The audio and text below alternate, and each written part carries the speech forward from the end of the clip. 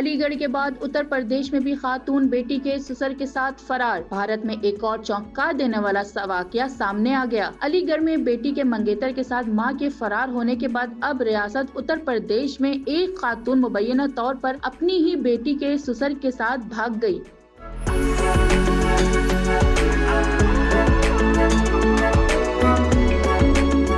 वाक़े के मुताबिक 43 साल खातून के शौहर सुनील कुमार, जो कि एक ट्रक ड्राइवर हैं, उन्होंने पुलिस को बताया कि वो महीने में सिर्फ 2 बार घर आते थे। इनकी गैर मौजूदगी में इनकी बीवी बेटी के ससुर को घर बुलाती थी। खातून के बेटे का भी कहना है कि जब भी बहन का ससुर आता था, मां उन्हें दूसरे कमरे में जाने को कहती थी। पड़ोसियों ने भी तस्दीक की है कि मज़कूरा शख्स आधी रात को आता और सुबह सवेरे चला जाता। खातून और 46 साल सिलेंडर यानी बेटी के ससुर मुबैना तौर पर किसी मुखालफत से बचने के लिए फरार हो गए। सुनील कुमार ने इस मामले की तहरीरी शिकायत मकामी पुलिस स्टेशन में दर्ज करा दी है और मज़ीद तहकीकात जारी है।